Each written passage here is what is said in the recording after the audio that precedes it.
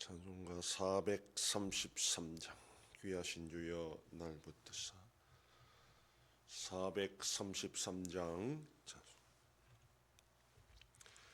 귀하신 주여 날 붙드사 주께로 날마다 더 가까이 저 하늘나라 나올라가 구주의 품 안에 늘 안기어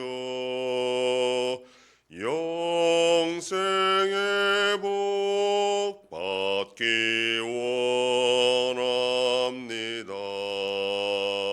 봉헌할 물건 나 없어도 날마다 주께로 더 가까이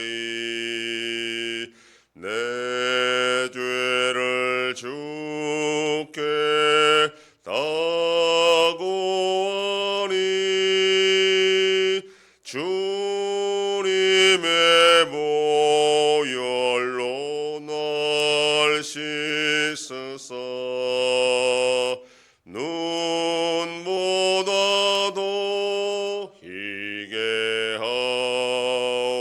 하옵소서. 간악한 마귀 날 꾀어도 주 예수 앞으로 더 가까이 이 세상 속한 그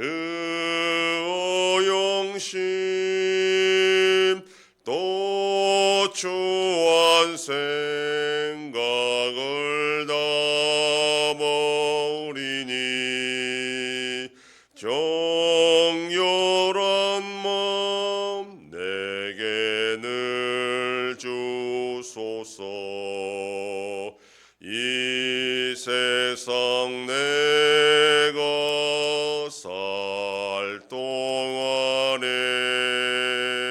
주께로 날마다 더 가까이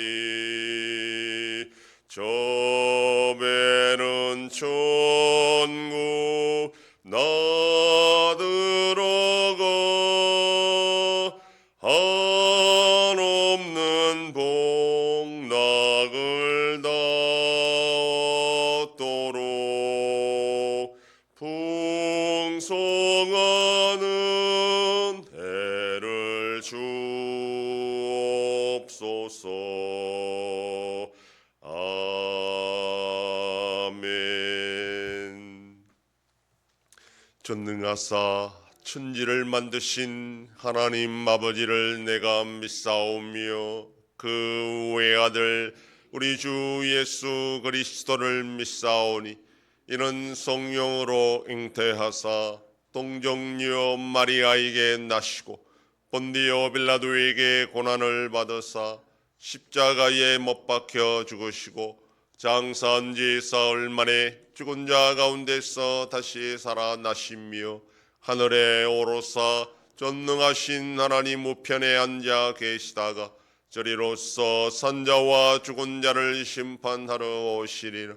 성령을 믿사오며 거룩한 공회와 성도가 서로 교통하는 것과 죄를 사하여 주시는 것과 몸이 다시 사는 것과 영원히 사는 것을 믿사옵나이다. 아멘.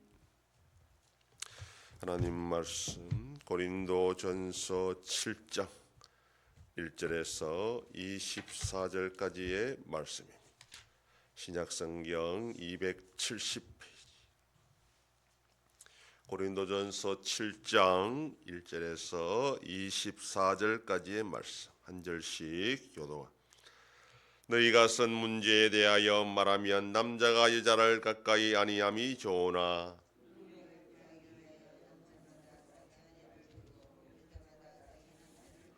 남편은 그 아내에 대한 의무를 다하고 아내도 그 남편에게 그렇게 할지라.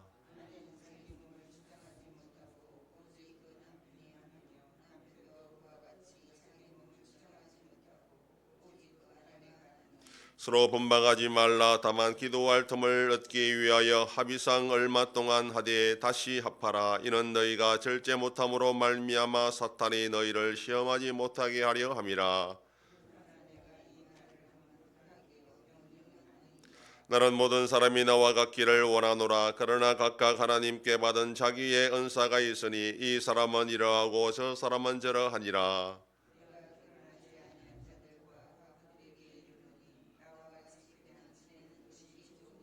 만일 절제할 수 없거든 결혼하라. 정욕의 불같이 타는 것보다 결혼하는 것이 나으니라.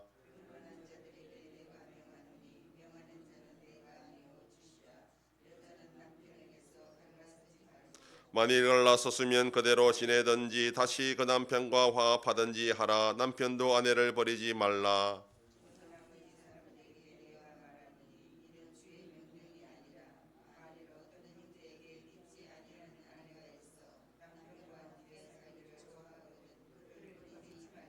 어떤 여자에게 믿지 아니하는 남편이 있어 아내와 함께 살기를 좋아하거든 그 남편을 버리지 말라.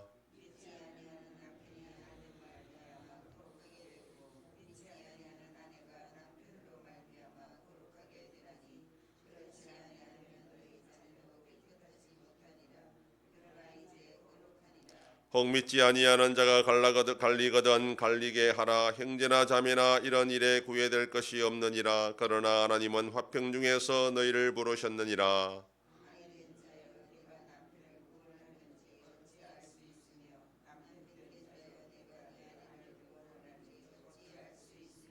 오직 주께서 각 사람에게 나눠주신 대로 하나님이 각 사람을 부르신 그대로 행하라. 내가 모든 교회에서 이와 같이 명하노라.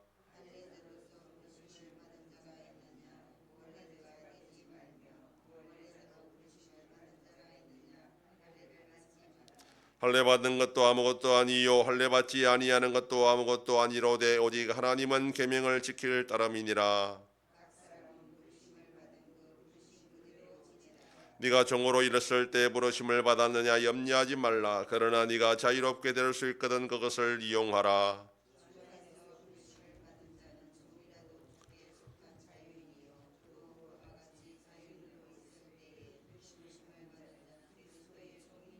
너희는 값으로 사신 것이니 사람들의 종이 되지 말라. 형제들아 너희는 각각 부르심을 받은 그대로 하나님과 함께 가라. 아멘. 음행의 문제와 관련하여 고린도 교회가 질문한 것은 그렇다면 신앙을 위해 금욕해야 되느냐라고 질문을 했던 것입니다. 이에 대해 바울은 1절에서 남자가 여자를 가까이 아니함이 좋으나 이 말은 음행을 피하는 것이 좋은데 그것 때문에 이혼을 하지 말라는 겁니다. 결혼을 했는데 믿음 좋다는 이유로 서로 관계를 가지지 않으면 그건 잘못이다. 오히려 음행을 피하기 위해서는 결혼에 충실해야 된다. 이렇게 지금 권면합니다. 고린도 사회가 더 넓게는 그 당시 1세기 그리스 로마 문화에서 남자는 결혼을 했어도 밖에 나가 마음대로 하고 싶은 대로 하는 그런 사회였습니다. 가정을 지킨다는 개념이 희박했고 이혼도 남자가 마음대로 마음만 먹으면 얼마든지 할 수 있는 그런 사회적 분위기에서 바울은 믿는 성도가 결혼을 소중히 여기고 한 남자와 한 여자가 가정을 이루고 지켜나가는 것이 중요하다라는 그런 측면으로 강조하고 있습니다.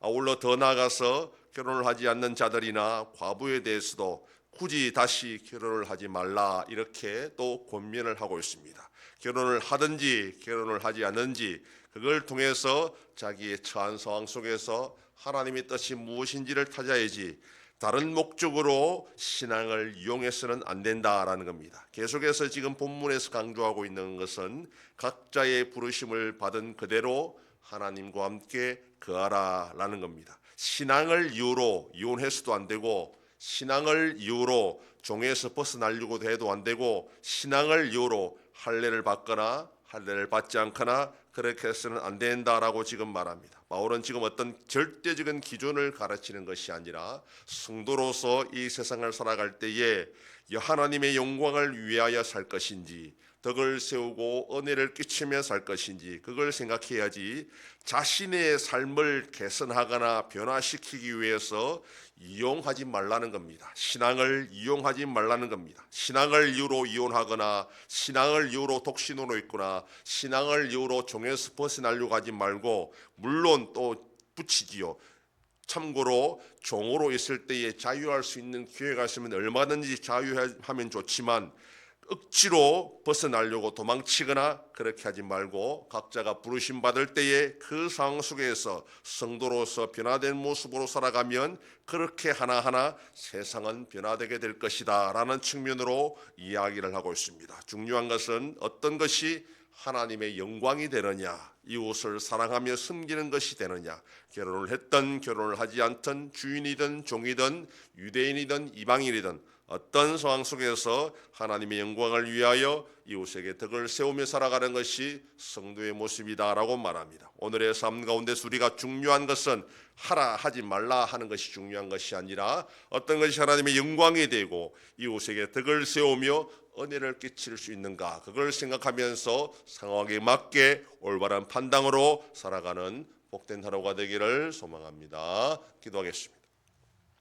하나님 아버지, 감사합니다. 지난밤도 지켜주시고 또 이 새벽을 깨우며 주님 앞에 나와 기도하고 오늘 하루도 살아가게 하시니 감사합니다. 바울의 가르침을 통하여 성도가 그가 속한 사회에서 어떻게 처신하며 살아야 할지를 분명히 알게 하시고, 하나님의 영광을 위하여 이웃에게 덕을 세우며 은혜를 끼치는 성도의 복된 삶이 되게 하여 주시옵소서. 아버지 하나님이 나라 대한민국과 함께 하셔서 은혜와 긍휼을 베풀어 주심으로 올바로 나아가는 복된 나라가 되게 하여 주시옵소서. 우리 양성교회가 평안하여 든든히 서가는 교회가 되게 하심으로 하나님께 영광 돌리는 교회가 되게 하여 주시옵소서. 성도의 가정과 생업에 복을 주심으로 감사가 넘치는 가정이 되게 하여 주시옵소서. 자녀들의 삶 가운데도 함께하여 주시고 태중생명과 어린 생명들을 지켜주시옵소서. 연로하신 어르신들 붙잡아 주시며 병중에 있는 성도들을 불쌍히 여기사 치료하여 주시고 회복시켜 주시옵소서.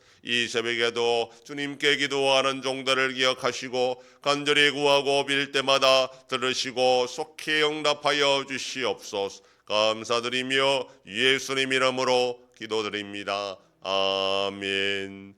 하늘에 계신 우리 아버지여, 이름이 거룩히 여김을 받으시오며 나라의 임하옵시며 뜻이 하늘에서 이룬 것 같이 땅에서도 이루어지이다.